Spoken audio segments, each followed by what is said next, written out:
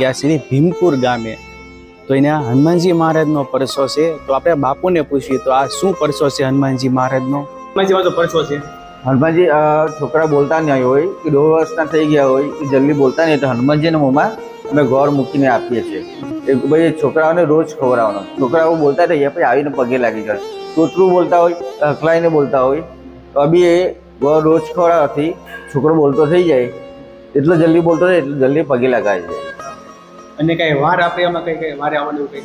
એમાં વારમાં એવું છે કે મંગળવાર ખાસ વાર છે, પણ હવે પબ્લિકો કોઈ દિવસ જોતા નથી, બધા દિવસે ચાલ્યા આવે છે. એમ તો ખાસ કરીને મંગળવાર જ છે. મંગળવાર અને રવિવારે રવિવારે તો ઓછું હોય પણ ખાસ કરીને મંગળવાર. પણ રવિવારે શું છે કે રજા હોય એ માટે આવે.